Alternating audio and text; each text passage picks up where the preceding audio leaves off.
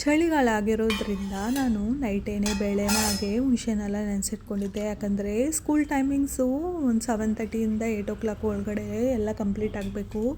ಬೆಳಗ್ಗೆ ನಾವು ಸ್ವಲ್ಪ ಲೇಟಾಗಿ ಎದ್ದರೂ ಸಹ ಬೇಳೆನ ಅವಾಗ ನೆನೆಸಿಟ್ಕೊಂಡ್ರೆ ಅದು ತುಂಬ ಟೈಮ್ ಆಗುತ್ತೆ. ಅದಕ್ಕೆ ಅಂತಲೇ ಇವಾಗಲೇ ಎದ್ದು ಜಸ್ಟು ನಾನು ವಾಶ್ ಮಾಡಿಬಿಟ್ಟು ಕುಕ್ಕರ್ಗೆ ಹಾಕಿದ್ದಾಯಿತು. ಸ್ವಲ್ಪ ಟೊಮೆಟೊ ಎಲ್ಲ ಹಾಕ್ಬಿಟ್ಟು ಅದು 2 ವಿಸಿಲ್ ಬರುವಷ್ಟರಲ್ಲಿ ನಾನು ಸಾಮಾನೆಲ್ಲ ಎತ್ತಿಟ್ಕೊಂಡಿದ್ದಾಯಿತು. ನೆನ್ನೆ ವಾಶ್ ಮಾಡಿಟ್ಟಿದ್ದು. ಹಾಗೆ ನಾನು ಇದನ್ನು ಮೊನ್ನೆನೇ ಸೊಪ್ಪೆಲ್ಲ ತೊಗೊಂಬಂದಿಟ್ಟಿದ್ದೆ, ಕರಿಬೇವು, ಕೊತ್ತಂಬರಿ ಹಾಗೆ ಮೆಂತ್ಯ ಸೊಪ್ಪೆಲ್ಲ. ಆದರೆ ಅದನ್ನೆಲ್ಲ ಒಂದು ಬಾಕ್ಸಿಗೆ ಹಾಕಿ ಸ್ಟೋರ್ ಮಾಡೋದಕ್ಕೆ ನನಗೆ ಇವತ್ತೇ ಟೈಮ್ ಸಿಕ್ಕಿದೆ.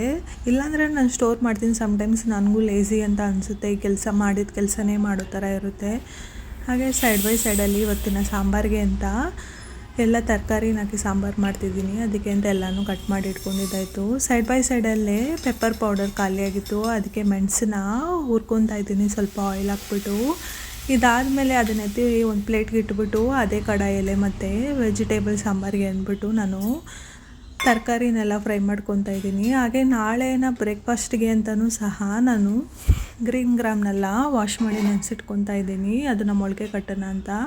ಹಾಗೆ ಇದನ್ನು ನಾನು ಫ್ಲಿಪ್ಕಾರ್ಟಲ್ಲಿ ಇಸ್ಕೊಂಡೆ ಇವಾಗಲೇ ರೀಸೆಂಟಾಗಿ. ಇದು ತುಂಬಾ ಚೆನ್ನಾಗಿದೆ, ಮಲ್ಟಿಪರ್ಪಸ್ ಆಗಿರೋದ್ರಿಂದ ಇದರಲ್ಲಿ ದೋಕ್ಲ ಮಾಡ್ಕೊಬೋದು, ಇಡಿಯಪ್ಪಮು ಹಾಗೆ ಮಿನಿ ಇಡ್ಲಿ, ಬಿಗ್ ಇಡ್ಲಿ ಎಲ್ಲನೂ ಮಾಡ್ಕೊಬೋದು. ನನ್ನ ಹತ್ರ ಮುಂಚೆ ಇದ್ದಿದ್ದು 2 ಪ್ಲೇಟ್ಸ್ ಆಗಿದೆ. ಆದರೆ ಇವಾಗ ನನಗೆ ಸ್ಟೀಮಿಂಗ್ ವೆಜಿಟೇಬಲ್ಸ್ಗೆ ಎಲ್ಲದಕ್ಕೂ ಇದು ತುಂಬಾ ಹೆಲ್ಪ್ಫುಲ್ ಆಗಿದೆ.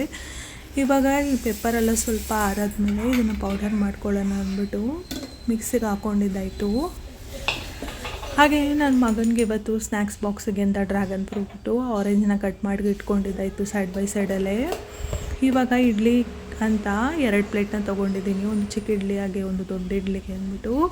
ಮಿನಿ ಇಡ್ಲಿಗೆ ಅಂದ್ಬಿಟ್ಟು ಸೇಮ್ ಟೈಮಲ್ಲೇ 2 ಇಡ್ಲಿ ಪ್ಲೇಟ್ಸ್ ನಾವು ಇಟ್ಟು ಬೇಯಿಸ್ಕೊಬೋದು. ನಿಮಗೇನಾದರೂ ಈ ಪ್ರಾಡಕ್ಟ್ ಲಿಂಕ್ ಬೇಕಾದರೆ ನನಗೆ ಕಮೆಂಟ್ ಮಾಡಿ. ಹಾಗೆ ನಿಮಗೆ ಈ ಮಿನಿ ಬ್ಲಾಗ್ ಇಷ್ಟ ಆಗಿದರೆ ಶೇರ್ ಮಾಡಿ, ಲೈಕ್ ಮಾಡಿ, ಹಾಗೆ ನನಗೆ ಸಪೋರ್ಟ್ ಮಾಡಿ.